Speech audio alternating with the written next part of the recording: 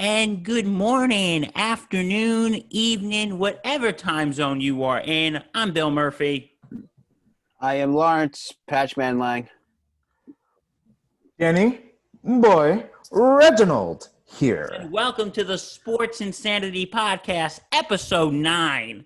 Dang, we've been doing this for almost 2 months already. Yeah. Double digits next week. I can't wait. We're up Next to 9. week, our show is turning the big 1-0. Wow, I can't believe we've been doing this for 2 months now. Oh, it's beautiful. Yeah. Well, we got a great show for you today, don't we? Yes, sir. It's a fabulous show. You know, lots to discuss, but before we get to that, Bill, I think you got to introduce somebody. Yeah, well, let me give a quick rundown. We have Daniel Arons joining us in a second. He's going to be talking about his nonprofit organization, Family Ballpark Memories. We're going to talk about the never-ending struggle of Major League Baseball trying to restart. We're going to talk about the NFL restarting and the thing that's going to put Reggie into an early grave, Jamal Adams. Of course. And some other stuff. If we get to it, we get to it. If we don't, there's always next week. Absolutely. So I'll introduce this person. Please, he's your friend. My buddy Bud, he just started a foundation called Family Ballpark Memories. It's an organization that's going to help low-income families go to ball games. It could be football, it could be baseball, it could be hockey, whatever. And he joins us right now, Daniel Arons, everybody. Daniel Arons, come in. Hey. Wow. Hello, Dan. Welcome to the show. Thank you guys for having me. I'm excited to be here. Well, we're excited to have you here, man. How's it going? Pretty good. It's a crazy time we're living for right now with no sports going on and everything like that. But thankfully, I'm safe. I'm in a position where I can put some good into the world and focus on getting my nonprofit off the ground. That's amazing. So, Dan, before we begin, why don't you tell us a little bit about yourself? So a little background on myself. I graduated college 2 years ago. I studied public relations, and throughout my time in college, I was very involved in a few on-campus organizations. I ran philanthropy through my fraternity. In the last 2 years, I've been working in the nonprofit sector. So I got the opportunity to work for organizations that make a great difference, and it led to an inspiration that I eventually wanted to start my own charity. And not having any sports right now led to me realizing, one, how much I miss sports, and then two, how fortunate I am to have such great memories surrounded by sports. And that realization turned into a larger focus that not everyone is as fortunate as I am. Like, some people never got to go and see their favorite teams play. And that's sort of where Family Ballpark Memories was born. So when did you decide to start this? About a month ago. So it's a brand new project. It's something that I've been working on nonstop, and I'm pretty proud of all of the growth we've accomplished so far. Right. So, I mean, first of all, this is very close to me because, growing up, I didn't really have a lot of chances myself to, go to these ball games because of money. Back in the day, we weren't making much of a buck. So the fact that, the organization like this exists is kind of cool, to be honest with you, and much needed, and an idea that no one would ever think of. Like, no one really talks about this. So why bring it up now? Like, why now? I guess now, one, people realize how much they miss sports. It's timely in a sense. I know we probably won't be able to send people out to ballparks and stadiums until 2021, 2022, but it's timely right now. You have people thinking, oh, I miss having my baseball team to watch this time of the year, or all of that. And also, now I have the time. Unfortunately, I was working for a nonprofit organization and I was let go due to costs with COVID. So I have the time to focus the energy on this project right now. So it seems like the perfect window. That sounds perfect. You turned something negative into positive, something to do during this crazy time. Of course, there's only so much time you can spend playing video games before you get numb in the mind. Now, were you like, were you just like reading into this? Because it's like, it's unbelievable, like how many people you think of that don't really get this opportunity, to start something and do something for a good cause, and to reach out to those that, are less fortunate, that don't really get to have those family memories. Like told you, most of my ballpark memories are with my friends because my family, we never go together. Sports was only a thing between me and my brother. So the fact I get to bond with my friends is amazing, but families would benefit from this, don't you think?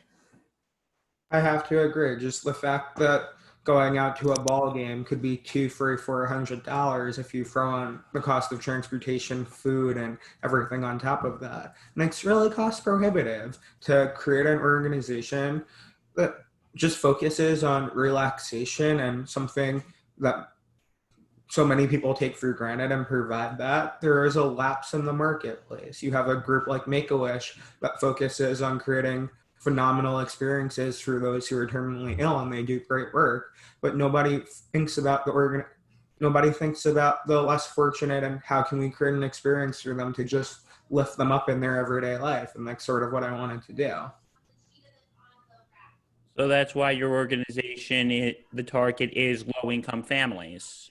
Of course, with low income families, people are willing to help them have access to food, give them access to shelter, clothing, whatever, but they don't realize that there's a third part of life where you have to have relaxation, you have to have something to look forward to. There seems to be that drop off. Yeah, I hate to turn this into a whole socioeconomic conversation here, but it's like people only think for people who are low incomes, like, okay, you know what, let's just provide them the necessities. If they can't go to, ball games, they can't do the Disney World, not our problem. Of course, it's not something that you quote unquote need to live, but it's such a rewarding part of life having those experiences. Oh, totally. And the fact that in this country alone, we only focus on giving them all the necessities, but not any lifetime experiences to get them out of that bubble for just a little bit. It's quite fascinating how people just sort of just ignore it and throw it to the side and not even think about, what's cool for a day, or what's cool for a week, to give them that little edge to be happy and forget about their part of life just a bit. Of course, leisure is important. Leisure should be part of the basic necessities of life. Okay. So when this foundation is getting off the ground,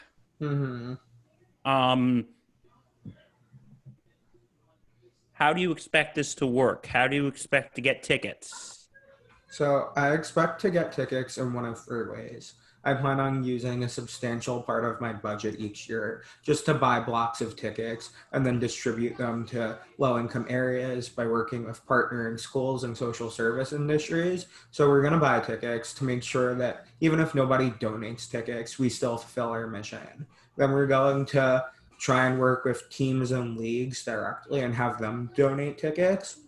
And then also with individuals, there's plenty of people that list their tickets on a site like StubHub, Ticketmaster, whatever, and instead of listing them just to cover your loss, maybe we can work with those individuals and they can donate directly. So we plan on using those three ways to acquire tickets. Yeah. Now, of course, you want to, target the low-income neighborhoods as well. It's not just individual families. Of course. And stuff. Will that involve also? You said you involve like the schools or your local representatives of those neighborhoods to get involved as well, because as much as your organization, you want to do this as much as possible on your own. You need a little help there. Of course, so we plan on partnering with organizations that focus on family development, organizations that focus on low-income services, and just creating as strong a coalition as possible. Patchy, you got something?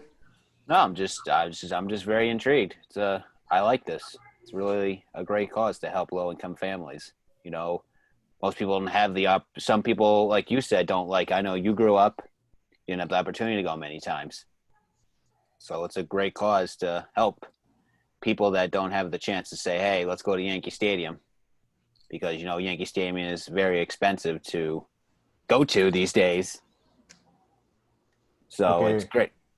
Yeah, for those of you listening, we just lost Bill, so he'll be back in a second. But I also want to just go off of you, Patchy. You know, it is expensive just to go for a day to a ballpark, you know, because you got to cover transportation, you got to cover food, you got to cover tickets. And obviously the tickets in this case would, you know, be free for those people going.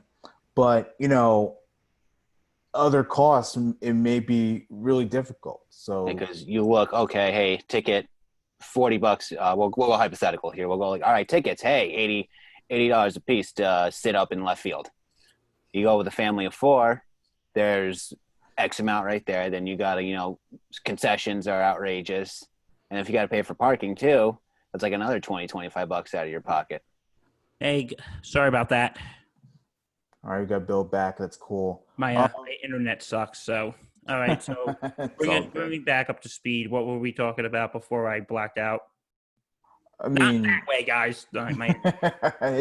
it's all good. We were It's only just, 1 o'clock, guys. Come on. It's 5 o'clock somewhere. We were just talking about how expensive it is to actually go to a ball game. And it's more than just the tickets. You also got to think about you know, like concessions itself. Right. Like you go to, all of us have been to Yankee Stadium. Mm-hmm. It's like freaking $9 for a hot dog. Yeah, it's ridiculous. $5 for a water bottle.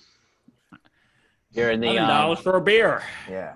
if you know, what'd you say for a beer? Wait, or am I thinking of different types of beer? I said $11. Maybe I'm thinking of, because there's different. There are types that are more expensive there. Try like 13 at Yankee Stadium. It's ridiculous. Yeah. Yeah. But I mean, part of this venture you have, Dan, is the fact that you are going to provide them not just with the tickets, but also with the food and merchandise. Of course. Part of being a fan is going and having your Saquon Barkley jersey on a Sunday, or being in Yankee pinstripes, or just being able to show off your team apparently. I know when I was a little kid, one of my greatest memories is when the Yankees first called up Jabba, and my dad waited online at Modell's to get me a number 62 Yankee jersey. That's awesome. The positive experience of that and being able to wear it to school the next day was so cool. But you don't realize $100 on a jersey could be the difference that someone might not be able to get a new pair of shoes or a winter coat. It's expensive, and I think it's an integral part of blending into a culture and creating more economic opportunities. Because, trust me, I remember when I went to my very first Yankee game. It's like that experience. I'm like, wow. And you just don't realize it. And then, of course, you want to go to a game where you can rep your gear. You want to go to a Met game and you want to wear Mets colors. You want to go to a Jet game, you want to wear Jet colors. Devils games, you want to wear Devils colors. So, it's important for that as well. And obviously, it's cool that you're doing it. Now, of course, you say you're accepting donations. As of now, is that the case? Are you accepting as of now, or is it still like a rough time? We're not on a stage in terms of charitable status yet to collect donations. We're still waiting on 501c3 status. So in terms of getting people to donate and contribute, that's going to have to wait a little bit. We're focused on building a brand right now, getting people excited. And then when it comes time to raise money, we'll be in a position where we have a strong following in place. So can you explain for those who don't know what 501c3 means? So 501c3 status is, in the eyes of the law, you're a charitable organization. It means you're exempt.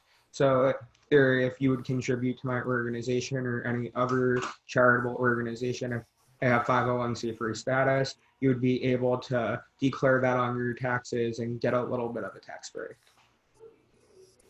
Yeah, and 501c3s are very important because, it allows nonprofits like yours to grow and to be able to provide the resources that you want to provide and target the people you want to target. Of course. So how long do you think it's going to be before you are considered 501c3? The IRS is unpredictable. The hope is within 3 to 6 months, but we're still brand new. We're still growing. So even if we're not at this age by the end of the year, we're laying all of the important groundwork. We've built our initial board of directors. We filed for incorporation. We've made a lot of progress. So even if we don't hit that last step in 2020, there's a lot to be proud of. Yeah, and me in such short timing, the fact that you're already making these moves is very important. And, again, people are going to rely on the organizations like this. But you say you're building up a staff. You already have a staff of 3. Can you tell us a little more about them? So I'm lucky to have 2 people working with me on a volunteer basis right now. I have one of my fraternity brothers, Kenny D'Amico, who graduated this past May. He's handling her social media. He's working on some digital content, and he's just someone who I've known for 4 years now. He succeeded me in all of my leadership positions on campus, and I'm fortunate to be in a position to really teach him everything I've learned in the nonprofit sector and have some help. And then I have Greg Raffy helping out with operations and admin. I'm not really the best in terms of paperwork and the basic eye to detail with operations. So having someone to look over things and just keep me focused on what we need to do one day at a time as opposed to 5 months down the line is important right now. Yeah, it's cool. And they're doing it on a volunteer basis, you just said. Of course, right now none of us are getting paid. We have no assets as an organization, but we have a dream in place and we understand what we can develop into. Yeah, I remember when I was working for a nonprofit over in Detroit, I was just a small part of a very small staff, but, I wasn't getting paid much either. So, nonprofit life, especially if you're just developing and you're growing, it can be really tough. But, if you keep up with your goals, it can certainly be successful. Someone who works at a nonprofit, yeah, I agree.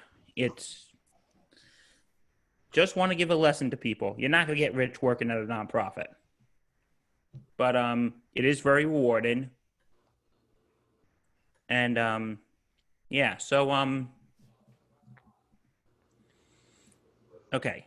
My next question is are you expecting just to be New York area for now, or? That's a great question. Right now I'm focused on just growing internally, and obviously being based in New York, that will help me with connections and meeting people in the New York area. But part of our long-term plan is to work in cities such as Detroit, Chicago, and a few other low-income cities throughout the country. But for now, we're going to focus on New York. We're going to get our program off the ground, and hopefully we can move to a few more cities and set up satellite locations as well. I mean, New York is a pretty big market, so Yeah, starting 9 teams in the tri-state.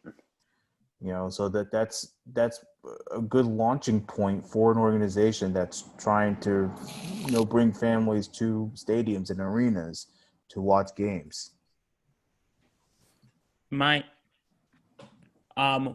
Okay, this may sound like a bit of a weird question, but just bear with me. Who are you expecting to be like your most requested team, if you had to guess? That's a great question, and to be honest, I'm going to have to say one of the football teams. Football games are extremely expensive. There's only 8 home games, and a lot of people have never been to a football game, including higher income status families. So I'm going to have to go with one of the 2 football teams. So either Giants or Jets. Oh, wait, there's 3 New York football teams. There's only one.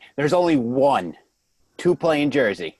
3. Oh, 3, Patch. 3. You're outnumbered here, bud. Look at location on where MetLife Stadium is. It is in Jersey. But in the New York City area, it's not. They're that considered far. New York City area team. It's 30 minutes away at the most. Malarkey. I'm not having this debate right now with the. We have a great guest here. We're not getting sidetracked on this. But I'm sure the guest would side with us on this one. I would call the Bills their own little world. I went to college in upstate New York, and I don't think many people who root for the Buffalo Bills consider them to be the tri-state area. So you would say one of the football teams, and I can agree with that because I think baseball, there's more opportunities because there's how many, like 80 home games? 81, yeah. Baseball is also not as popular with the younger demographic. Yeah. At least not like it used to be. Sorry, I cut you off, Daniel. All good. And then I guess the other team to keep an eye on might be the Brooklyn Nets. They have 2 of the top 15 players in the world. Both will be healthy next year, hopefully. So that would be my best guess for that. Yeah, and then go ahead, Bill. I'm sorry. Jeez. I know who would be the least requested team. The Knicks. Why would they be the least? Everyone goes to the Garden. True. It's a sellout crowd every time. It's crazy, right? And the Knicks stink. So The Knicks stink, but people still go to the Madison Square Garden. Because the tickets are probably dirt cheap at that point. It's not even that. Exactly. But you never know. Barclays Center, it's right smack down in downtown Brooklyn. And a lot of low-income families live in Brooklyn. And the Nets are starting to gain traction because of Kevin Durant and Kyrie Irving. Obviously, I as a Knicks fan, it hurts me to watch that. But, that could be a very good launching point, too. The fact that you have 2 major sports stars in your borough representing a team that plays in your borough. And, it's pretty exciting. I have to agree. It's going to be exciting in Brooklyn this upcoming fall or winter, whenever the NBA is resuming. Yeah, well, they're trying to get up and running now, but I don't know if that's the case. So you started this organization in 2020. Think a few years down the road, maybe 2025, 2030. What's the ultimate goal? What do you see this organization looking like? How do you see it growing? What's the ultimate goals here? What do you see it?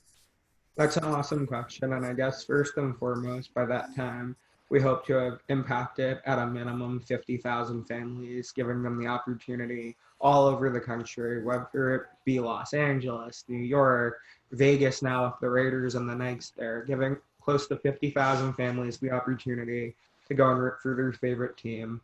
We would love to just be one of the household names in the nonprofit sector. Everybody knows what Make-A-Wish is. Everybody knows what St. Jude is. We would love to have that recognition. And I'd be a little selfish not to say I'd love a corner office with my name on the door. That's something that would mean a lot to me. But in the most part, if we get to create positive experiences and continue to grow and set up the right partnerships with teams and leagues and notable athletes, that's the long-term plan. Would you be having set goals for certain cities, or would it just be, as a whole, As a whole. Okay. Because I know, certain cities, it might be a little easier to go to a ball game. Of course. For people, so that's what you got to keep in mind. But I just wanted to make sure of that question because, it is pretty hard. And if you go to Los Angeles or New York or Seattle even, difficult. Mm-hmm. But that's our goal, to create as many positive experiences for as many people as possible. So we've been talking mainly professional sports. Would you be interested in reaching out to maybe the college or the minor league markets as well? We are interested in reaching out to the minor league markets, being able to create those initial partnerships, especially from the beginning when we're small, is so important. And most of those stadiums don't reach full capacity, so I'm sure they'll be willing to work with us, get people out to the ballpark, get people out to the arena, and focusing on that. College athletics is also on our radar. I know so many people who love college football, they love college basketball, and just being able to tap into that market as well, I think there's a lot of room for collaboration. Definitely. I think we just lost Bill again. Yeah, I mean, the college scene, especially because, these are young people and they one day may become professionals. So you never really know. You may build up on those relationships.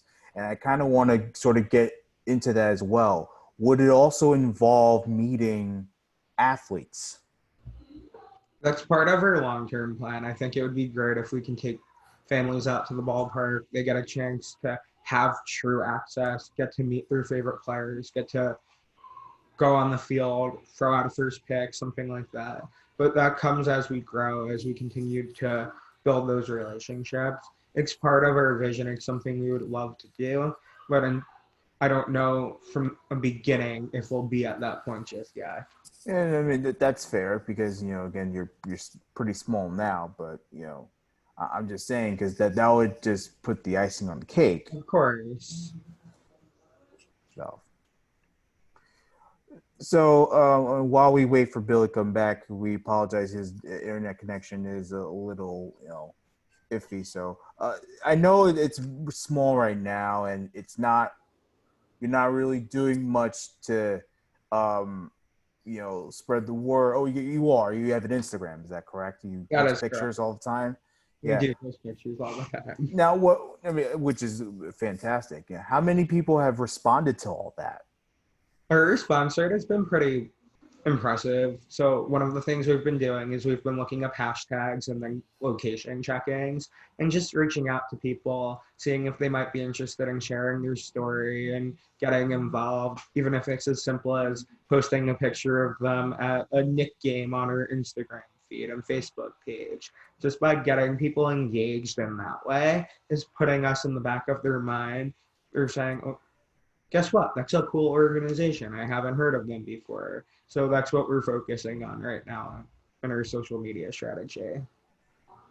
So, okay. Again, to our audience, I'm sorry I keep going in and out.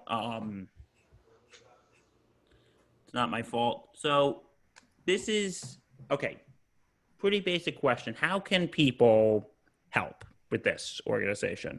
So from the beginning, they can just follow us on social media. It's at Family Ballpark Memories on both Facebook and Instagram. Just by helping us grow our following and sharing our content.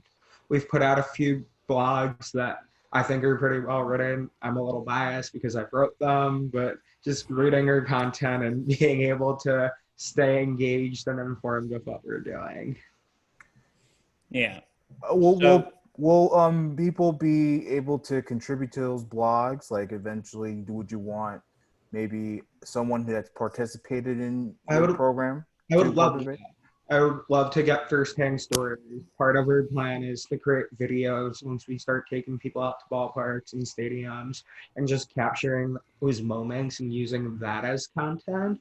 We're open for as much collaboration as possible. I don't have all the answers. I'm not going to pretend that I do, but I'm open to working with people and then creating content for multiple different channels and getting as many voices heard. Hey, and we have a platform here if you need to come on and promote more. I appreciate that. We will offer you an open invitation. Awesome. So what is it? FamilyBallparkMemories.com? .org. FamilyBallparkMemories.org. All the information is over there, and obviously we'll put a link in the description. Yep. Do you have a Twitter? You don't have a Twitter yet, right? I do not use Twitter, yeah. Oh, okay, cool. We'll put your Instagram for sure, and of course your Facebook link so people can check it out a little bit. It's pretty cool, and if you actually go on the website, I actually featured as one of the people who are there, and Bill's there too. So if you want to check it out, that's pretty cool. It's a nice picture. It was when we were in the judges' chambers, Bill. Oh yes, that game was. I remember. Matter of fact, I'm going to tell that story just really quickly. Go ahead. It was last year. We were with our friend Ross, who we've mentioned more than once on this show. Yeah, and if you actually go to the picture, you'll see what he looks like. So Ross, if you're listening, shout out. When the NHL starts, we'll have you on. If it starts. Anyway, so Reg, you had a standing room only ticket. Yep. And Ross and I had bleacher tickets. And Ross says to me, let's see if we can try to get into the judges' chamber. And I'm like, I don't know. They pick randomly, but hey, give it a try, as my mother always said. Better to try and fail than to not try at all. Worst they can say is no. Worst they could say is no. So we're standing there, and Ross talks to the attendant and says, hey, can we get in? And then she goes, it's not my decision. And then the guy he goes, it's his. Be cool. And the guy is there. It's like trying to talk to a bouncer. He comes over. He looks at us. He's like, hello, gentlemen. I'm like, hello. He goes, you guys want to get in, don't you? And we're like, yes. He's like, okay, give me your wrist. He said, hey, we have another friend of ours. He has a standing room only ticket. Me and Reg here. Can he get in too? He goes, only one friend?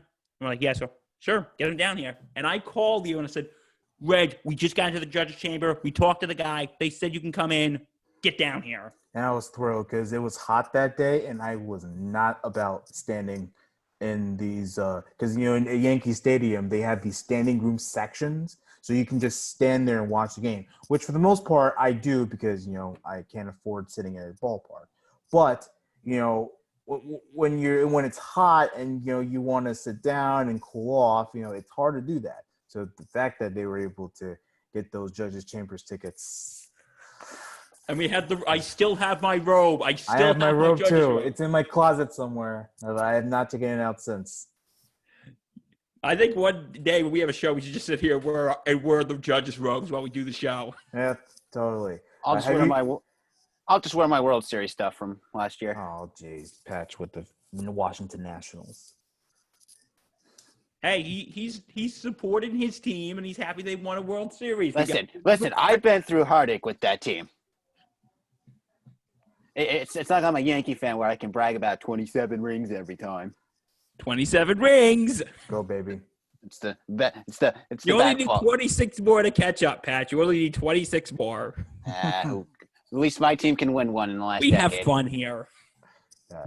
But so Dan, what are your early memories going to the ballpark? I know you say you went to them a lot growing up. So what's your early memories? And of course, do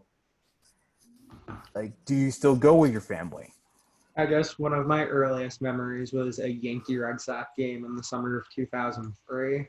It must have been 100-degree day. I don't necessarily remember the outcome of the game, who pitched, who won, but I remember just the ice cream. I remember the heat and leaving the stadium with a little stuffed monkey and pinstripes of interlocking NY. That's one of my earliest memories. And I still go to games with my dad. We have Giants season tickets, so it's something we look forward to every Sunday, even if the Giants don't play defense anymore. But it's still fun to just be out there and have that time with my dad. Is it fun watching Saquon run the way he does? It's great watching Saquon Barkley. I love Saquon, but I love him too. He's awesome. I still wish the Giants did not draft him. They could have used that pick for something a little more useful than a running back. Sam Darnold. But he's a generational talent. But hey, I'll take Saquon. I love him. Hey, you know what? I know I just bragged about the quarterback they should have taken, but Daniel Jones, very exciting. So Danny Dimes. Yeah. Stop with that. My dad's the same way with that. That is so stupid to say at the moment. When I watch games, I'm like, Danny Dimes. And my dad's like, please stop. Yeah. That is the dumbest thing ever. My dad, gotta love him. Reg, what's your earliest ballpark memories? I don't remember. I mean, I guess it was a minor league game, maybe. I went to Long Island Ducks. That was it is. Long Island Ducks. But it was rained out, so we didn't get to see the game. I think we may have gone to another one that was made up or something. But, yeah, my earliest memory was going to a Long Island Ducks game. I forget where it's located. I mean, you're probably more used to the area, Dan. We know where Long Island Ducks play? In Bethpage. Okay. Yeah. So, that was my early memory going to a ball game. And Long Island Ducks games are pretty fun. You know, like I was into it. Patch, what's yours earliest? Mine is going to countless Renegade games when I was little. The most recent memory, like not the most recent, but like the youngest memory I can remember was I went to a Yankee game in either '02 or '03, and post 9/11, it was the day that like they grounded the ball eagle. So, and that was like my earliest memory of going to a Yankee game. But then I've been to countless others. I was there one day when Jeter and A-Rod went back-to-back off each other. And the most recent memory I have, I went to the Bills-Giants game this past year. Me too. Where the Bills went off on the Giants, and everyone, you got the poster when you were leaving of like the roster, and people were just ripping them up everywhere. Really? And they got it, and they went, this team sucks. So I'm like, no, I'm just going to gather these all from my friends that are Giants fans. So I got like 7 or 8 of them and gave them to my friends that are Giants fans. Yeah. My one, I told you, the first one I went to was Yankee Red Sox 2002. Okay. I remember Alfonso Soriano in 11 innings got the game-winning double. Dope. And also, I remember I went to Derek Jeter's 2000 hit game. Okay. That was nice. And I remember I was like literally, this is the old Yankee Stadium. I was literally like 5 rows away from first base. It was amazing. Yeah. So, I saw. I'm sorry. What were you saying, No, don't mind me. I'm thinking of something else. So Dan, I heard on a recent interview you did that you were saying with the ballparks you got to go to. What ballparks have you been to? Let me think. I've been to quite a few. I can tell you my favorite ballpark. That might be a little easier. Okay, what's your favorite ballpark? We'll ask that question. I went to Chicago, and I went to both Wrigley, and I went to where the White Sox play. I would kill to go to Wrigley Field.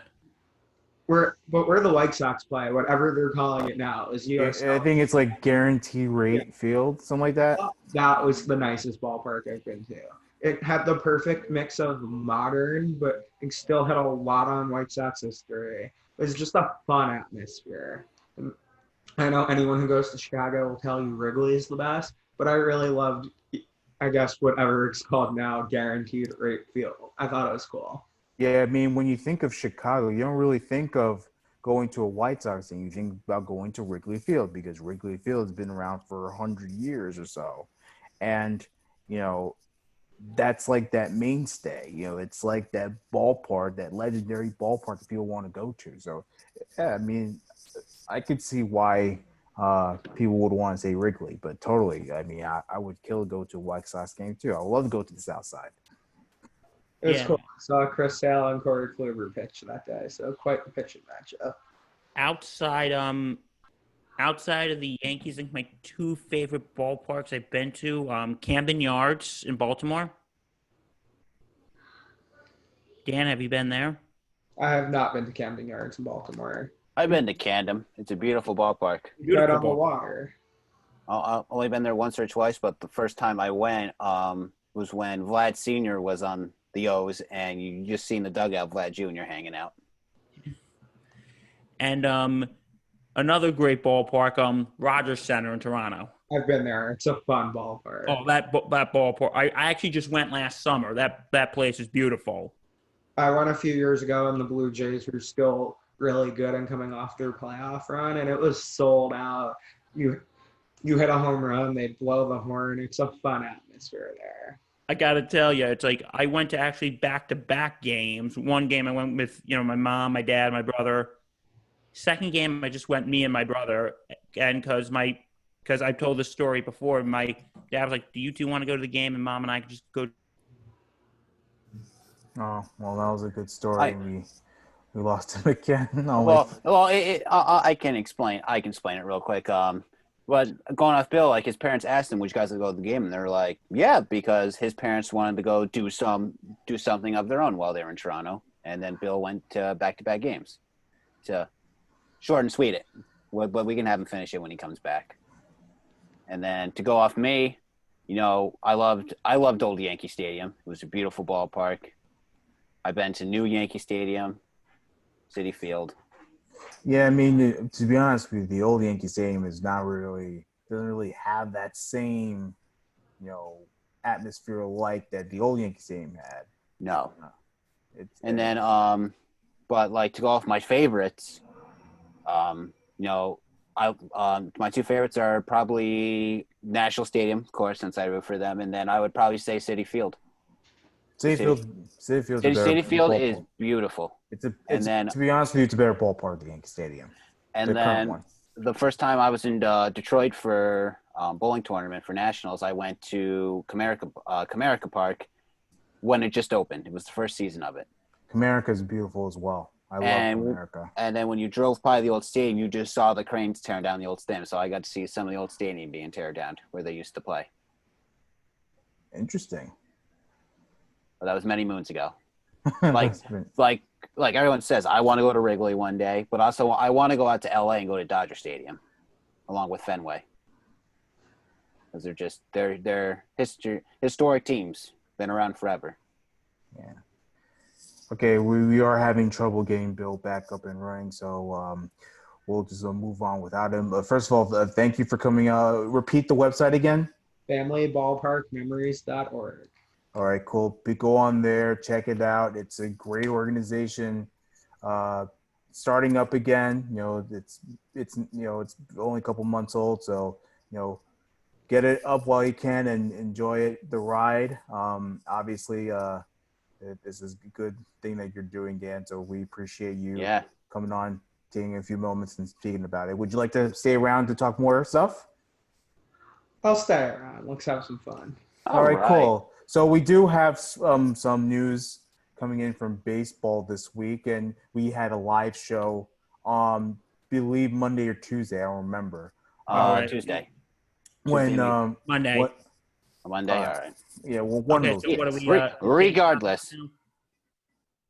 Okay. I'm sorry. We moved on. Don't worry about it, Bill. It's all good. Okay. I hate my internet right now. Getting it fixed tomorrow, so hopefully we won't have any of these problems. So anyway, I'm sorry. Tales of bad internet. News is coming out from baseball lately about a potential season, and of course, we were getting excited. We started the week thinking, well, the players just want to play. So the players and everyone, from Trout to Pete Alonso, all those people were just saying, just tell us when and where are we going to play? Just do it. We don't care about negotiations anymore. Negotiations aren't going anywhere.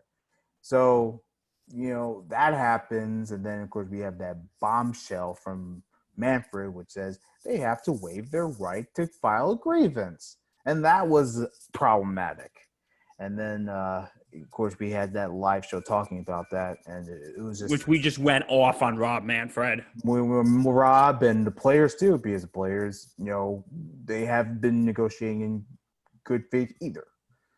So it's been pretty tough. I'll say it again. Shoot, I'm drawing a blank. I'll say it again. No one is innocent right now. No, not one person. And but luckily later on that week, there were some type of negotiations going on, and right now they're stuck pretty much 10 games apart. Players want 70, owners want 60. Either way, they're getting full prorated salaries. So it's I don't know where we stand anymore. I mean, how has this affected you, Dan? Because I know you like me are huge baseball fans. What's your thoughts on the players and the owners going at it with all this drama, trying to get a season to start up amid a pandemic? It's sad. Nobody wants to see millionaires fight with billionaires. And baseball had a great opportunity this year with nothing going on, people stuck at home, to just really grow their brand and provide some comfort for this horrible time. And they dropped the ball. It's upsetting. And people remember it. People remember the public disputes between millionaires and billionaires, and if we don't get baseball this year, it'll be in the back of people's mind moving forward. Yeah, we drew a lot of comparisons to 1994 when they had their labor dispute. Obviously, there was no pandemic going on, but we drew a lot of comparisons, and we all believe this is worse because the fact of the matter is you're taking this time of hardship across the United States of America to figure out your labor issues, and that's not a good look for anyone in baseball. It's not a good look for the players, especially now, ever since they rejected the last one and proposed 70 games. They were telling us when and where. Well, now they're losing that PR battle because the owners just said, here you go. Here's 60 games. We're giving you full prorated. And they were able to give into the full prorated salary, but it still wasn't enough. And I So said, we want 70 games. And Yeah. Manfred said no. And it's like, let's meet in the middle. Let's go 65. but the owners don't want to do 65. They want to do 60. I am like, I'll be honest, I'm getting really sick of talking about this because it's like nothing's happening. Well, Yeah. stuff is happening. You know what I mean? It's like, Well, I mean, again, we want to play ball. They could have. Okay. Players, we want to play too. Okay. Let's play 60 games. Let's play 70. Not happening. Again, they had a chance to strike a deal, and Manfred, honestly, when the players just said when and where, they should have just scheduled the season right there. Be like, okay, you want to just play? We'll just give you the least amount of games. You're going to do 50. You're going to have the expanded playoffs. You're not going to get your full prorated salary. It is what it is. This is what it is. And the fact that the players still are fighting back in these negotiations it's quite upsetting. And they had it right there. They were winning, but they don't know how to execute well. No one knows how to negotiate well, and clearly the players are just being ridiculous at this point. And if you ask me, they're the ones losing the battle. Dan, you have anything to say on this matter? I agree. At this point, either come to terms with an agreement or let's focus on 2021. It's June 20th. We'd soon be at the All-Star break. Do we really need to continue fighting out in public? Probably not. Yeah. And of course, you're having even bigger problems, and that's the fact that the coronavirus is starting to spread across all the sports. So even if there is an agreement, there still may not be a season because of the fact that cases are growing. Yeah, And that's frustrating. I think it was the Phillies, the Blue Jays, and the Astros. They're reporting cases. That's crazy. Okay. Well, like they were saying, cases were going to spike again. And with now states starting to reopen and you have certain people that don't want to listen to social distance rules, they're going to mass gather. And what's going to happen? Someone's carrying it and boom, that chain reaction starts and then everything goes in fuego. And listen, and Reg, you've been saying this for weeks. And I'm starting to agree with both of you. Maybe now's not the right time to start back up. Yeah, I mean, especially if you have outbreaks in multiple leagues. Yeah. It's either you just start everything fresh in 2021. You just axe everything. It's who cares if there's not a champion for 2020? Yeah. Or and then the another good thing is that the calendar may not be as affected as they want it to be, So now they can start things on time. But I'll give credit to like NBA and NHL. They're trying. They're trying, but their cases are going up too. Because NBA is supposed to be playing in Florida, and Florida's cases are spiking. Florida's cases were bound to spike. Yeah. Damn it, Florida.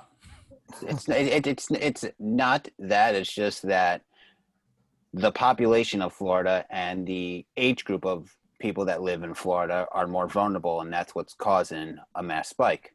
Because the elderly are more common to get the coronavirus, unlike us. Even though everyone can get it, but the elderly are more vulnerable to get it, and you look at Florida's population, mostly elderly, and that's just up again. And like, again, and it sounds like all four of us are living in the bubble here because we're all in New York and cases are going down. It can spike again tomorrow. Exactly. Yeah. And it's like, I've been saying this for weeks. Numbers are going down, but guys, let's not fly the victory flag yet. We can fly the semi-victory flag, but not the full victory flag. I ain't flying no flags yet. No, There's a lot of absolutely work not. to be done. But the thing is, listen, stuff's starting to open up again. But guys, social distance, wear a mask, wash your hands. And follow the phase guidelines, of course, across New York State. There's many phase guidelines that people have to follow. So, be sure you're following it correctly. And Like Patch and I, where we live, this Tuesday, we're actually going into phase 3. yep. Hurrah. And Reg, this week you guys are going into phase 2.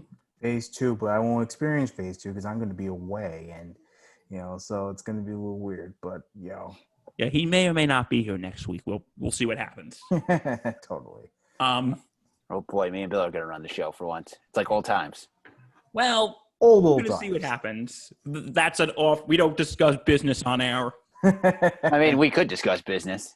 People might not like it for content. See what really goes behind when we kill each other. No, guys, we're all really good friends behind closed doors, aren't we, Patch?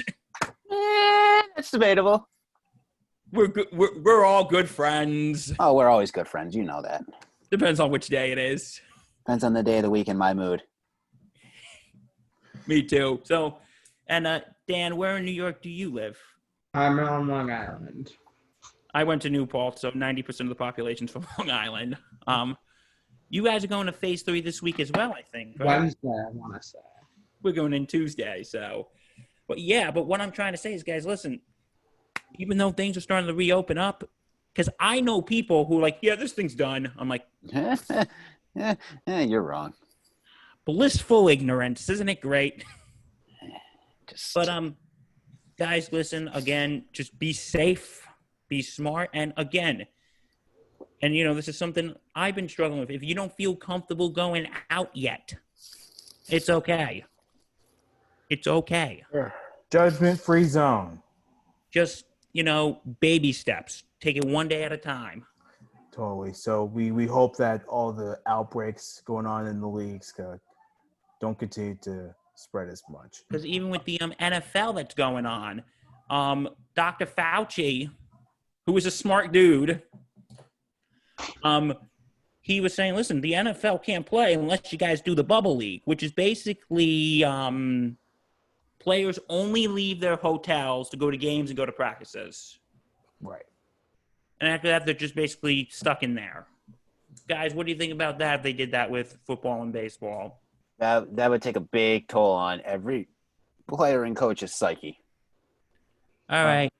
Dan, thank you so much for joining us today. I know he's still here. Thank you guys for No, having because I just saw the message you gave us. Yeah. If you have to go ahead, man. You have We to go. appreciate Man. you coming on, and again, Thanks. be safe. Thank you for joining us. Dan, Great thanks for organization. coming. Yep. And if there's any way where we can help with the foundation, please let us or our viewers and listeners know. Awesome. Thank you guys for having me, and I look forward to coming back on soon. Okay, familyballparkmemories.com. .org. Sorry, I get those confused. Org. Yes. And then, of course, you can find them on Instagram at Family Ballpark Memories, Facebook, Family Ballpark Memories. Follow those two if you can. Have a good one, everyone. All All right. guys. See you, All right, Dan. guys, thanks for coming. Thanks for coming. Great guy. He's a great guy. But, the bubble leagues are going to take a huge toll. It's not even a toll. It's just that, people are going from point A to point B to A to B. And it's an endless cycle, and it's taking a toll on me from my point of view. I go from here to work to home. And I'm kind of getting bored of it. But also my mental mind's taking a toll. Yeah, I mean, look, if you're in a bubble, it's hard to do anything. But, like Dr. Fauci said, it may be necessary for distancing reasons, because, again, you have these ball players that are playing, and you're not really in safe conditions. Despite the fact that things may be seen better and it may not seem as dangerous because you can't see a virus, in the air, it's really not safe to go out right now. My text message just went off, and we lost Bill. And we lost Bill. We lost Bill. We lost Bill. That's gonna be a running gag on the show. Someone, mostly Bill, is gonna keep running off because of internet issues. So you are the weakest link. You have the weakest internet. Goodbye. So we'll try to get him back. We'll try to get him back. So to move on, we were discussing baseball. We had 30 for 30 come out this past week. We did have a 30 for 30 come out. The long forgotten summer. The home run battle between Sosa and McGuire. Oh, isn't that? I mean, I watched it. It's kind of a snooze fest for a little bit, to be honest with you. I mean, overall, it was a little bit of a snooze fest. It was great. It was good, but it wasn't great. Not great, but good. But it dragged on a little bit, and then it's like, all right, just start showing the home runs, and then it would, that brief span in September where they're actually going back and forth. We'd be like, all right, McGuire hit 59. No, he hit 61, and then no, take it back. He had like 55. Sosa was down at like 51, and then it was like back and forth, back and forth, back and forth. In the last 2 days, you just saw McGuire go off. That was it. All right, Bill's back again. We're talking about the 30 for 30, long gone summer. Okay, we're okay. So sorry, we're like I'm like all over the place right now here. That's all right. Okay, can somebody just walk me through what just happened here? We're discussing the 30 for 30. We moved on from talking about the players and the bubble. Yeah. Okay. Now we're talking about the 30 for 30. Okay, yeah. I actually watched it and I really liked it. I really enjoyed it. And that was the thing that really brought baseball back. It saved baseball, as everyone says. It saved baseball. It didn't bring it back. It saved it. Because that was 4 years after the strike. Yeah. And of course, baseball. Not that it wasn't like popular. Right. It certainly was. I mean, if you see the '96 season with the Yankees, yep, that was a pretty darn good year for baseball. But what I'm trying to say is that it just, without that home run chase, baseball would not have been as popular in the 2000s as it became. It sort of struck back with all that because now it became, and this is what amazes me. Now everyone is so obsessed with the home run. Juice balls, as they say. Not a lot of people were obsessed with the home run back in the day. Nowadays, it's all they want to see. All they want to see is Aaron Judge go deep right. Yep. Because now baseball is a home run heavy game. Well, it's always been, but you know what I mean. It gets more and more weird because MLB realizes, hey, we can have more home runs if we alter the ball a little bit. And sure enough, they admitted to juicing balls. That's what she said. God, Bill, why? That was a perfect setup. On that note, I might just leave on that one. That was not that was not necessary. I have no idea why. Oh my God! How's that even that? That's what she said. And Bill, it's not. Continue. It's not. How did that set up for? That's what she said. I'm gonna have to go on an apology tour right now. Guys, I am very sorry for that. You're the one that's going more derogatory. I am very sorry for that joke. I apologize to anyone who I have offended. Please forgive me. The only people you're offending is Steve Carell. Okay. I can sleep tonight then. And believe me, he won't take much offense to that. So I appreciate anyone who still likes me and respects me. Thank you. Okay, my apology tour is over. But I mean, long gone summer, it's good. But I was just telling Patchy, Bill, it's not. It made me want to sleep a little bit because it was, first of all, it was 2 hours. That 30 for 30 did not need to be 2 hours. No, that could have been an hour one. Could have been Maybe 1 an hour, maybe an hour and a half. I would have been okay with an hour and a half. Yeah, I feel Definitely like, an hour. I feel like it kind of dragged. I mean, yeah, because I guess they wanted to tell more of a backstory between Mark McGwire and his run to becoming a Cardinals player, which didn't need to happen. Like we already knew Mark McGwire was already good before he came to the Cardinals, so like we didn't have to have a backstory for that for sure. You could have just gone off. They could have discussed the strike that happened in '94. Yeah, and then led into that season and say, hey, here's where it all started, and then boom, McGwire. yeah. They didn't even have to give Sosa's backstory. We No. knew Sosa was made in '98. Like we knew that was his breakout, and certainly it wasn't his only season where he was bombing home runs. But it was like he certainly didn't need that. By the way, I'm getting notifications, and it seems like Manfred is expected. Again, before I say anything, Okay, we got breaking news. Okay, podcast taped Saturday, June 20th. First day of summer. Saturday, June 20th. This was taped, so obviously once it's released, things could have changed. So I just wanted to make that point. But according to Bleacher, this is according to John Heyman. MLBPA rejects delay's proposal, and the commissioner is expected to intervene and set the 2020 schedule. So it's looking more like a season's going to be forced upon the players, and this is the players' fault. The players said when and where, and now they cannot get mad when Rob Manfred decides to implement a season. I mean. No, the worst they don't have to play. They can say no to playing. The players shot themselves in the foot. Yeah, and then if they want to file a grievance, here's the deal. You can file a grievance. You can say, well, the owners didn't open their books, so how do you know they couldn't pay us whatever amount of money? And so, yeah, they can make that argument. It's a fair argument. You know what the owners can say? You said when and where.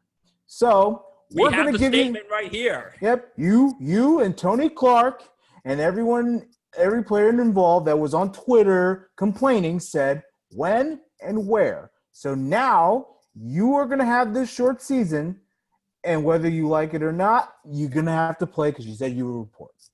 So if the players go crying later, that's them.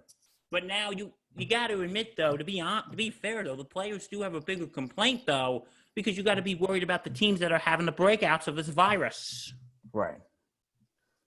So, yeah, and again, season may not even happen because of that. So that's another point that, of course, we have to make. But getting back to Long Gone Summer, yeah, they certainly did not have to highlight Sammy Sosa's first run with the Rangers and stuff. They didn't have to show Mark McGwire with the A's. Again, that, to me, was just dragging on the story a little too long. I would have been okay with, here's the home run chase and everything surrounding it. I was very okay with like the going into the season, how things were, but definitely did not have to highlight early seasons because again, we knew Mark McGwire was very good before going to the Cardinals. And I didn't even know what's his face. Like Ken Griffey Jr. was actually in the race for a bit. Yeah, how about that? Ken Griffey. It was supposed to be Griffey and McGwire, but then no, Sosa came. Was like, I'll do it for you. And I like how they emphasize after McGwire hit 62, okay, he was a single season home run champ, but I like how they say, hey, it wasn't over yet. No, it was to see who could finish on top after they both broke 62. Yeah, and then because after that, Sammy Sosa hit 3 home runs. Yeah, he was quick to get to that mark as well, 62. So, and go ahead. Can you believe that Sammy Sosa did not spend one day on top of the home run list that year, the single season home run list? I can't believe it. That is crazy. So Mark McGwire either tied it or regained the lead. Sosa never led. That is crazy. I I knew he had passed McGuire at some point, but I didn't think it would take Mark McGuire that quick to get back on track. But of course, obviously, Mark McGuire was a home run hitting machine with the Cardinals. So, Now the question is, who can beat Bonds' home run record for one season? Ooh. I mean, he has what, 73? 73, because he beat it a couple years later. Yeah, well, yeah, he fucking destroyed it. I mean, Well, he didn't destroy it. He beat it by 3.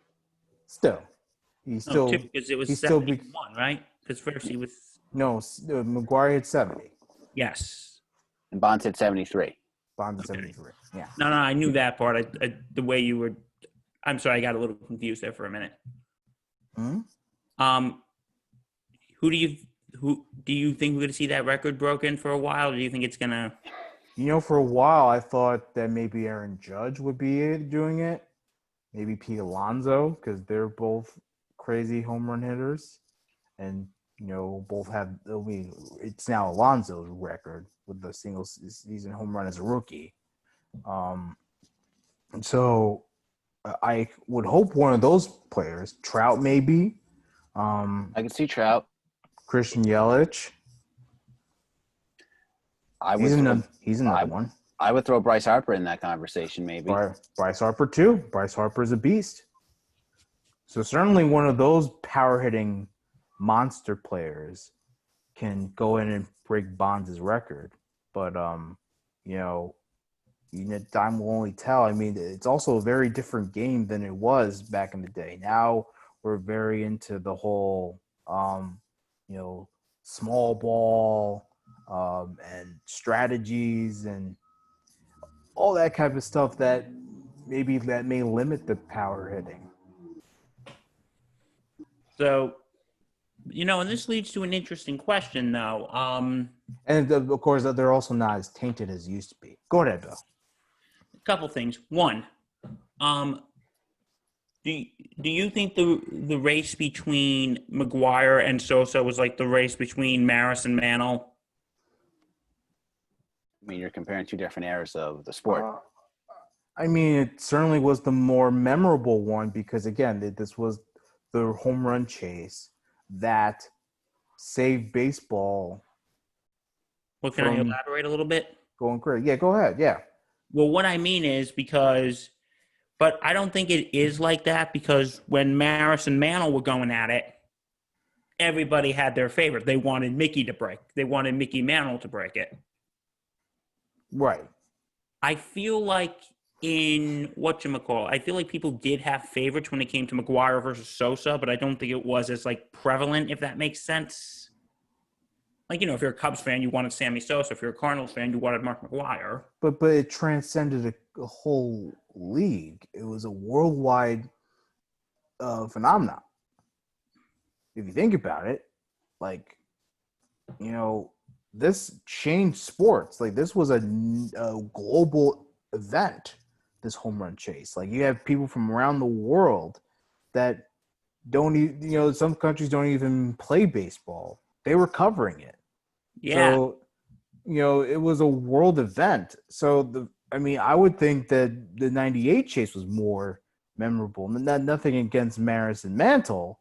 Obviously, what Roger Maris did is absolutely incredible, and he should be. And he was. If you watched when we were talking about my top 5 favorite sports movies, I talked about a movie called 61.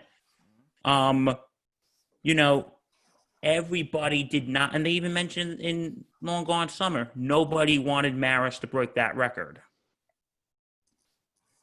They all had their chips on Mickey. Well, spoiler is fun. What was that? Spoiling the fun is fun. Because, Mantle was supposed to be the next incarnate, Ruth, Gehrig, DiMaggio. But yeah, you're right. One, it was a different era. And there was that part that mentioned even people who didn't even know anything about baseball were still covering it. And now, here's the big question. They talked about how certain records were tainted, right? Because of the steroid use in the late 90s, early 2000s. Do you think that we should be looking at these records in a different way because they did them on steroids? I'm going to start with you, Reggie. No, because what people have to understand is this. Athletes were using performance enhancers, or I call them all steroids, but I know there are different types of performance enhancing drugs. But they do it to either recover from injuries or to get them stronger. And it's not going to help you hit a ball. Like, you can be on these drugs and suck as well. You understand my point? Obviously, don't get me wrong, it does help, but it may not be as powerful. So, look, did it have an impact? Of course it did. But to me, is it tainted? Yeah, if you want to argue it's tainted, that's fair. It's a fair argument. Whatever it is, I think that these records are legit because at the end of the day, they still hit. Bonds hit 73 home runs. McGwire hit 70 home runs.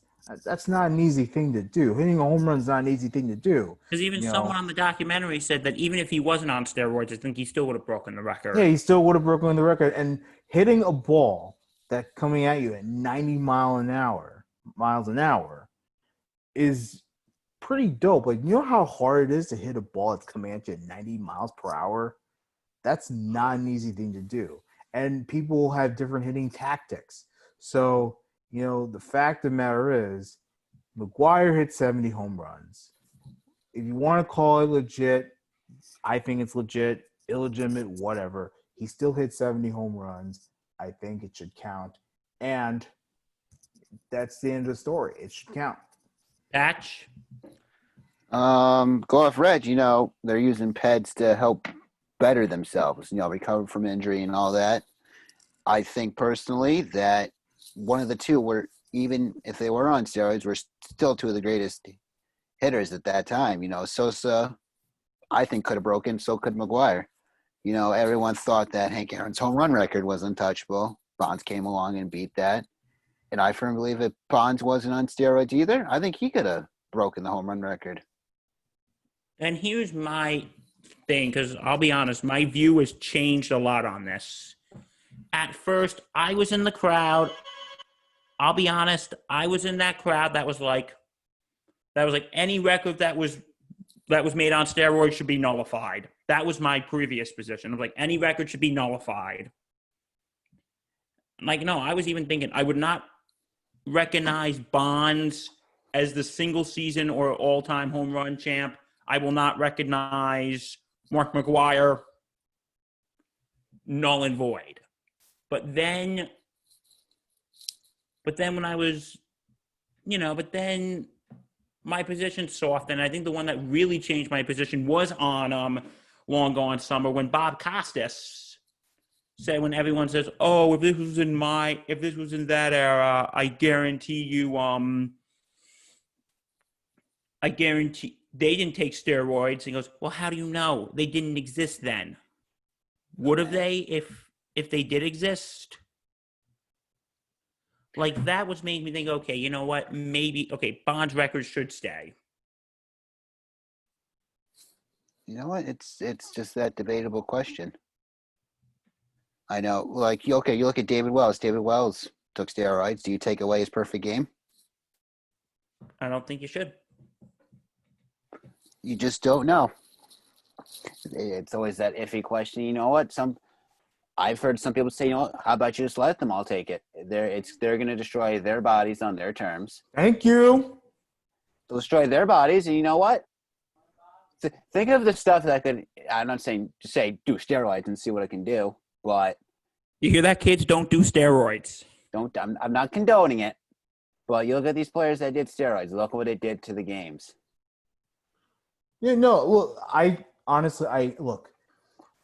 have an issue with people taking steroids as long as they're not just using it to use it. if they're using it to recover, to get themselves a little stronger, if it helps them, then it helps them. I don't really see it as cheating as long as it's done safely. And, I'll bring up a little bit of a point. Look at A-Rod. He got axed for a year. Just to think, what if you let him play for that year? How many home runs he hit? We could be looking at another member of the 700 club. Exactly. And if not, he could be sitting second maybe all time, if not third.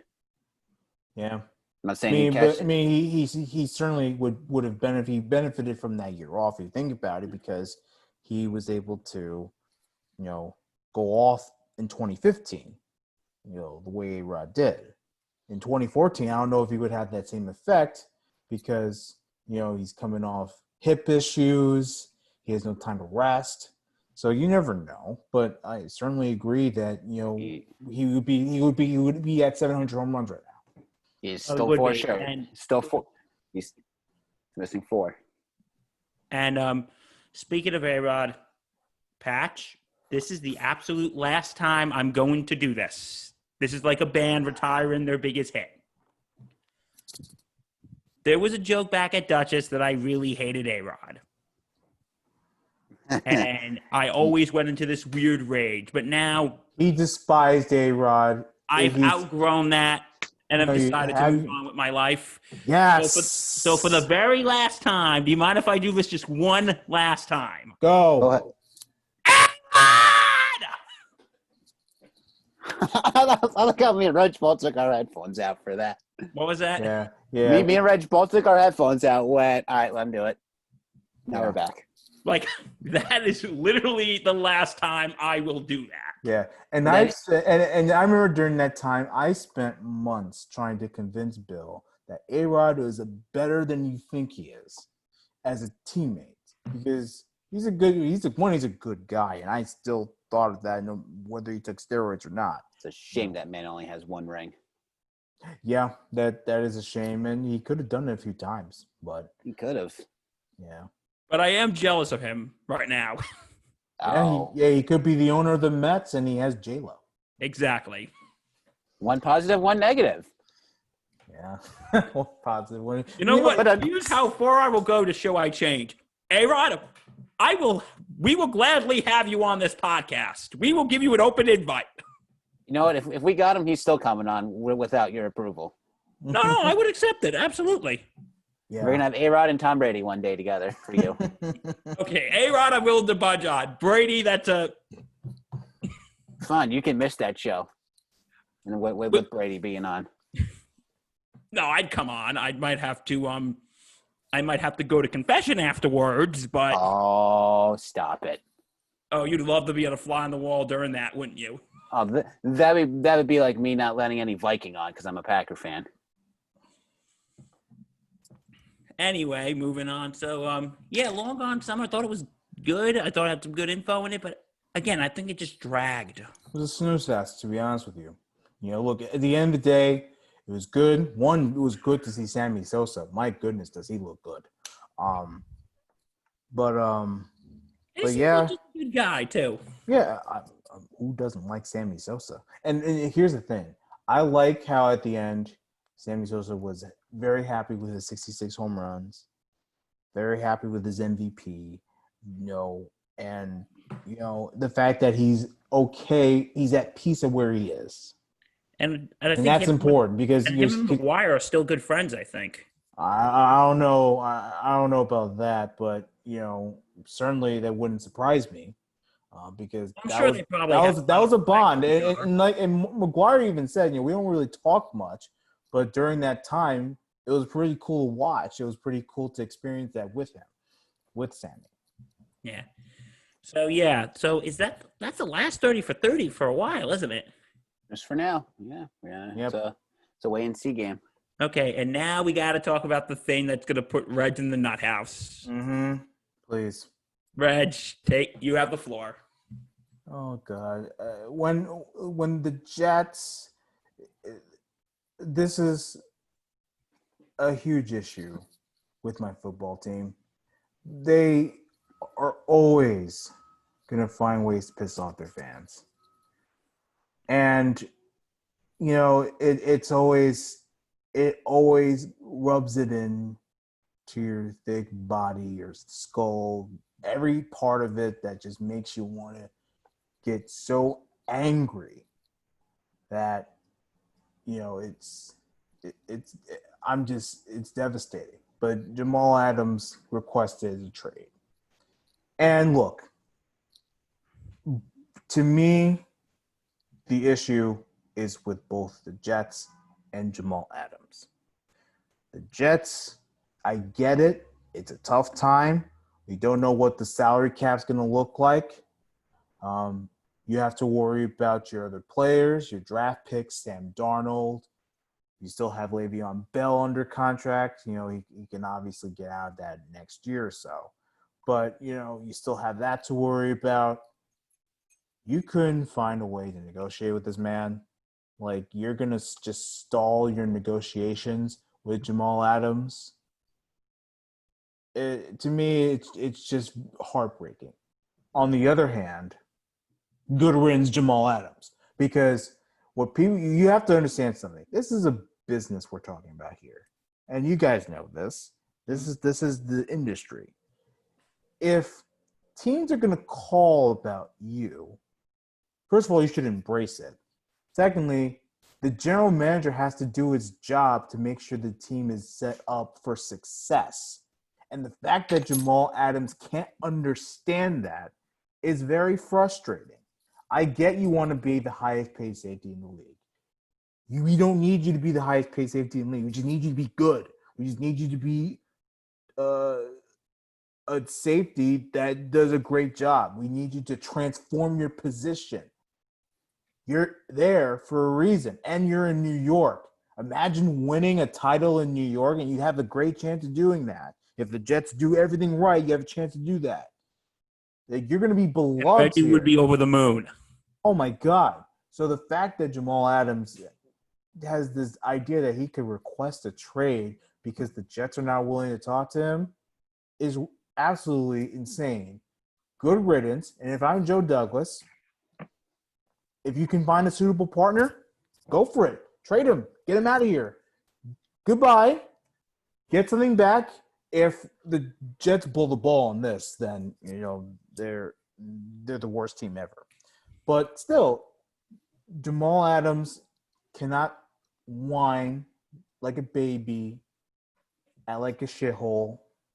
Just do your job and wait until they're able to tell you, we can sign you to a long-term deal. He couldn't even do that. So it's frustrating on both ends. For the most part, it's on Jamal. Why are you requesting a trade? And then on top of requesting a trade, you list 7 teams or so that you want to be traded to. And all those teams, if you get traded to any of those teams, you're not asking for an extension right away. So then what the hell was the point of requesting a trade because you wanted to sign a contract extension? That doesn't make any sense. Yeah, that makes no sense whatsoever. I gotta love it. So, Look, the Jets are a very disorganized franchise. They're very dysfunctional. I don't like it. They're not a good organization. But the fact of the matter is, this is on Jamal. The fact that he wants to get more money when we don't even know what salary cap is going to look like, not just for this year, but for down the road. It's incredibly insane and frustrating. Reggie for Jets GM. No, I like Joe Douglas. Joe Douglas is doing a good job, but the fact that he stalled on the Jamal thing is also pissing me off because it's like, why are you stalling on the Jamal thing? So Talk to him. Don't back out. Don't just say, no, we're just not going to talk. Reassure him that you are his number one. We lost Bill again. Reassure him that you are going to be the number one priority. Bottom line. And he didn't do that. But Jamal Adams, shame on you for bitching about a contract extension right now when now is not a good time, especially since, again, the Jets don't even know how much they can spend. It's that wait and see game, as the old saying goes. Wait and see to see what happens. Wait and see. Yeah, and the Jets are also – I think the Jets are going to trade him. It's going to happen. It's going to happen. You're going to see him end up in one of three places. New England, Tampa Bay, or he's going to go to Pittsburgh. I can see him going to Tampa Bay. I think he would be lethal. One, Todd Bowles is there, so Todd Bowles. I think he loved Todd Bowles' system. So it's certainly possible that he can land in there, and if he does, my goodness, is that team going to be loaded? Can you say 16-0? Can you say 19-0? Don't want to. Maybe. I'll go 16-0 to start. 16-0. I would love to see the Bucks are what? NFC South. So would love to see the Bucks and the Patriots in the Super Bowl. That's not going to happen. It's not going to happen, but just imagine Brady going against. If it does, and Tom Brady beats the Patriots, that would be absolutely hilarious. He would become, I think, only the third quarterback to beat all 31 teams. No, wait, he'll become the fourth because you have Favre, Breeze, and Peyton Manning, to beat all 31 teams. That's incredible. No, wait, all 30 teams. My bad, all 30 teams. It's to me, it's absolutely incredible. But imagine if the Patriots, losing what they lost, goes to the Super Bowl. At that point, you have to give Bill Belichick credit. You would give Bill Belichick the greatest coach of all time. Yeah, all the credit. Now he gets all the credit. You put him. It would be Belichick, Lombardi. I would hate to say it, and that's fair. It's fair. It's totally fair because I mean, you're not going to see them. You're not going to see them go, hey, now we're giving Bill Belichick as the Vince Lombardi. You're going to not see Vince Lombardi get taken off the trophy, but you would definitely put those two at the top of the tier. Yeah, totally. We're still trying to get Bill. Go ahead. You do it anyways. I personally, to me, it's Lombardi then Belichick, but it can be vice versa, and I'm not mad with it. Just imagine those two coaches squaring off against each other. Oh my God! Imagine that. Bill's back. Yay, Bill! Back for the 100th time. Sorry, guys. All right, what were you guys saying? We're just spouting a lot of stuff about Bill Belichick and stuff. Our conversation about Jamal Adams led to this idea that he could be a Tampa Bay Buccaneer. Do you guys think that would be a good fit for him, or? God. It's gonna be an amazing fit for him. Oh, I mean, the Tampa Bay doesn't need him, but it'll be a great fit. Todd Bowles is there right now and can ultimately become the next head coach once Bruce Arians resigns again.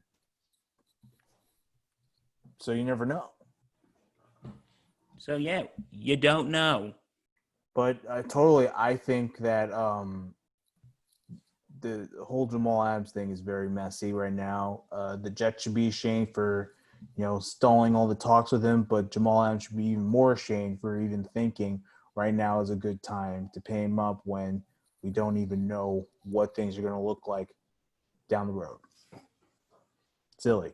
But yeah, we and then of course that conversation led us to talking about this idea that Brady could beat New England in the Super Bowl, or the fact that the fact that New England can get to a Super Bowl without Tom Brady. That would be a shocker, wouldn't it? I mean, not really. I mean, knowing the type of coach Bill Belichick is, you never know. That is true. You never know. Yeah. So as much as I hate to admit it, I think Bill Belichick is the greatest coach since Vince Lombardi, and that's very tough to say. Totally, and that's exactly what Patchy said. Patchy has Lombardi at 2, Bill Belichick at 1. If Bill Belichick has a run to the Super Bowl. I mean, you could put him there now, but to see him, he needs to win a Super. Well, he did it before, but winning a Super Bowl now without Brady would solidify it. Well, the guy has 8 Super Bowl rings. 2 with the Giants, 6 with the Patriots. Oh, you could maybe see a 7th, and New England is the new chief in Super Bowl wins. No one has won 7 yet.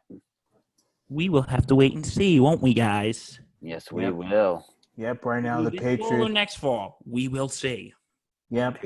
Pats and the Steelers tied at 6. Tied at 6. I really think the Patriots have a chance, but you know what? The Steelers may have a chance to reclaim that because I love that culture in Pittsburgh.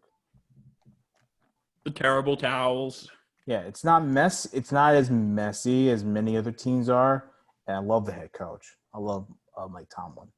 Mike Tomlin is cool. I like him too. He's a cool dude. He's dope, man.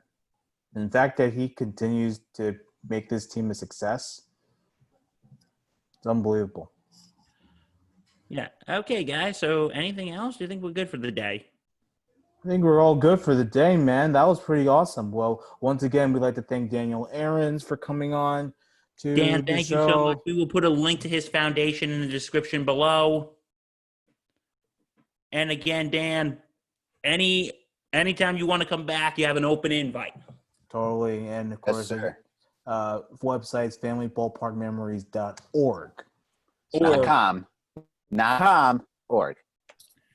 Exactly. Okay, so and guys, I want to just give a quick moment of appreciation.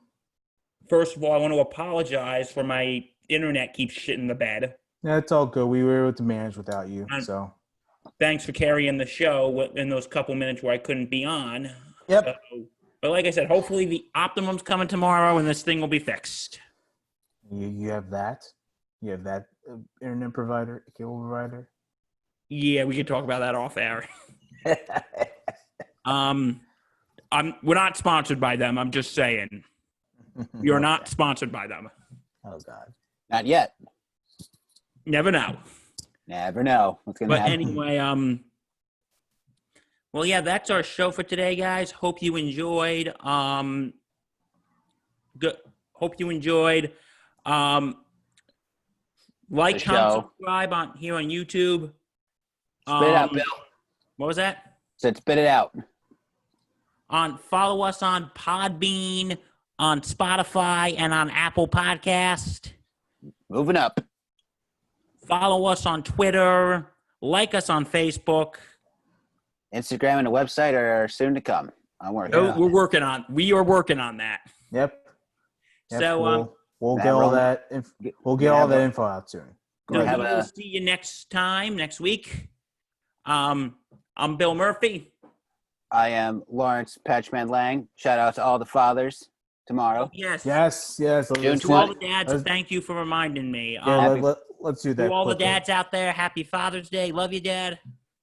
Yeah, Daddy, love you. You're a great man. You're special in my life. Thank you so much for being supportive of all my dreams and Shout out everything. to my father, parent Patchy. Great dad. Hopefully I get to see him tomorrow for it. But Yeah, you guys are playing golf, right? no, I'm going golfing with friends, and Oh, then I'm gonna probably go see my dad Yeah. because he can't swing a golf club at this time. So, Oh. Okay. but So, What- anyway, guys, Well, let's hope for that because having a special bond with your dad is amazing. yeah, exactly. It really is. Yeah, and of course when Dan was on earlier talking about his early memories of the ballpark with his father, that's how it's supposed to be. You're supposed to have these good memories. So for all of you with fathers out there, me, Patchy, Bill, we're all lucky. We have dads out there. There are many people that are not that lucky. So if you have a dad, please give them your love today. Tell them you love them. Celebrate Father's Day with them. Call them if you have to, because Exactly. it is very important. You don't have a lot of time with your parents. So please respect them, show them their love, and be grateful that they're still around. Exactly. All right, guys. So that is our on that note, that is our show for today. This has been Sports Insanity Podcast episode 9. Double digits next week, baby. Double digits next week. Yeah, yep. Shout out to us because we made it work. We're making it work, boys. 2 months and 1. We're making it work in 2. We still haven't got thrown off the internet yet, so. Yeah, you're the one that keeps cursing, though. Oh, it's the internet. Nobody cares. Some people might care, but that's a side tangent for a different day. All right, guys. We will see you next time. Bye-bye. Happy Father's Day to all the dads out there. This has been the Sports Insanity Podcast. We will see you next week. Bye-bye. Peace. Peace, guys. Happy Father's Day to all the dads.